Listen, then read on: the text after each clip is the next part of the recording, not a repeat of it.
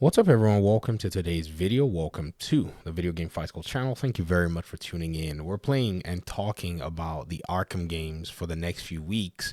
And even though this is not an Arkham game story, apparently this just kind of popped up on my feed here on Twitter. Shad Father basically posted this. He says, "Excuse me while I do some reading." Bro, shout out to you for actually posting this stuff, because I was literally about to go to bed. I just read that, Alan Hutchison is expressing interest again in wanting to play Batman. I think he'll make a good Batman. Trust me. If you guys have seen Reacher, the TV series, it's fire, bro. But Spidey Ranger over here posted this thread of videos and images related to Monolith Productions' canceled Batman video game codenamed Project Apollo. Now, right off the top of my head, I think this is probably the project that they said they needed like basically confirmation from Christopher Nolan as to, they should go ahead and make the game, because they had some things that they were doing. If you notice, this is the Batmobile from, I think it's from his movies, the Dark Knight series. Now, it's an open world Gotham, which could be traversed by either gliding, utilizing the grapple hook as established by the Arkham games, or by operating the Tumbler slash Batmobile. Seemingly, you can see there's here a menu on his skills, and I love the old school menu, guys. Guys, don't you just love the old school menu? I love it. I think it had like a loadout system as well too. I had a map system. This system kind of reminds me a little bit of Marvel Spider-Man. Marvel Spider-Man 1 and Marvel Spider-Man 2 has a somewhat of a similar menu system. I don't know what you would call a system like this, but everything seems to be basically in the same place. This looks pretty cool, man. Let's keep looking at this. How did this make its way out there? I've never seen this before. This was posted today. Well, depending on your time, 12 hours ago. For me, this is the first time I'm seeing this. And so you see Bats is just basically gliding. I think the open world, there's like a crime phone call coming in. I don't know where it's coming in from. Maybe I should see if I can listen in if there's any audio. Give me a moment here as we're watching it. Let me fire up my audio to see if there's any audio in this thing at all. Oh, there is audio. Oh, I don't know if we can play the audio. I don't want to get a copyright strike or something. These companies, they don't play around. Oh, you get XP to level up. Hold on. Execution. Effectiveness. So, a rooftop crime scene. Okay.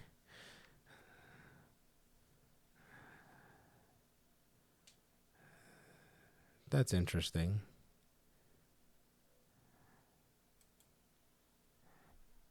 It seems like somebody wanted to actually unveil this stuff. This is only the kind of stuff that is from an internal, build of a game. Uh this is like a kind of a training sequence. Let me see what the audio says. There's no audio on this particular clip. Okay. This is a filter diagnostics of some kind. Oh, doing some puzzles for DNA sequences and possible matches. Okay. This is like a scan thing. Early stealth sequence and combat mechanics later would have been based on the Arkham system. Interesting. Huh. Okay.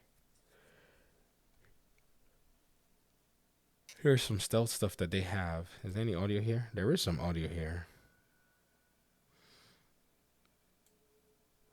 Scanning, analyzing data, just Batman-ish stuff.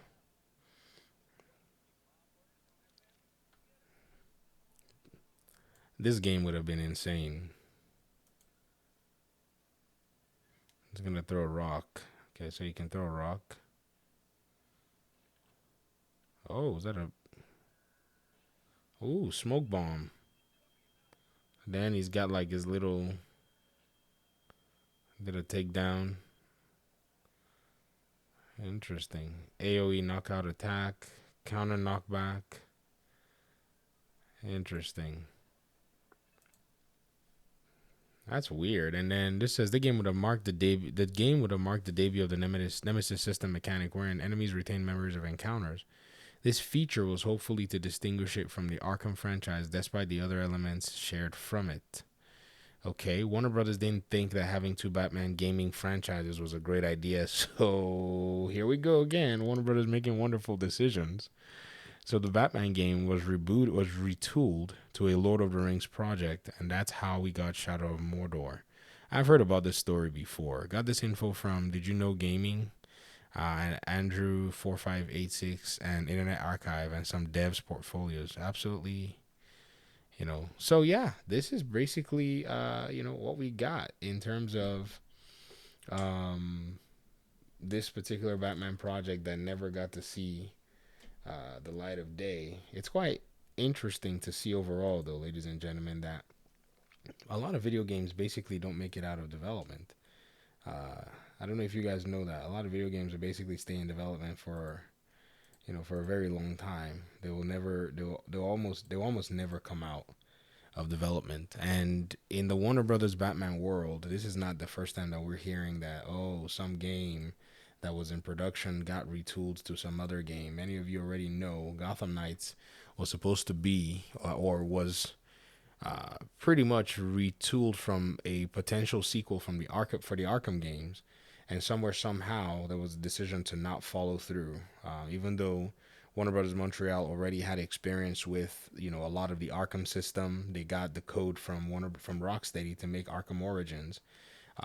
Apparently, the decision was somewhat made by executives. I read another developer's comment on this issue, and they said that whatever Gotham Knights became went through many iterations, and then they finally took something to Burbank to present, and that basically got to the point where they basically greenlit Gotham Knights. Apparently, there just seemed to be a lot of changes in these gaming studios. Like they didn't really know what they wanted to do.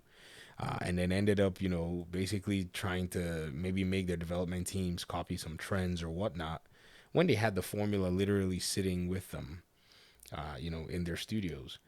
Man, I don't know, man. This whole big AAA franchise gaming, to me, I just feel like it just has, at this point in time, anyways, it's gonna need to have a rethinking by the people who are decision makers to be able to come out and make some really good games and not really worry about all this market, you know, nonsense. You know what I mean? Just make good games. I think at the end of the day, that's exactly what fans are asking for. Fans don't want much more than you as the maker of their favorite fan product, just making the product that they want.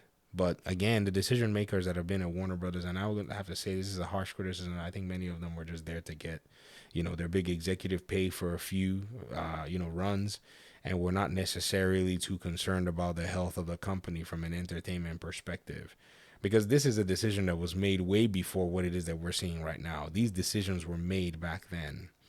But, you also don't know the full story. But hearing this particular story when it was first, told by people, on the internet who cover this stuff, that already to me was kind of, that was kind of stressful in thinking, man, you can't have enough Batman franchises. What are you talking about? I mean, at the end of the day, did they not later come back and do the exact same thing, right? Did they not eventually come back and have a Gotham Knights game around the Batman universe, a separate Batman universe, and then at the same time have a Suicide Squad Kill the Justice League game that they claim to set in Arkham? So they basically came out around and did basically, almost the same thing in a sense, because the DC hero world that had been established in the video games was quite, small. Even Marvel was also small too.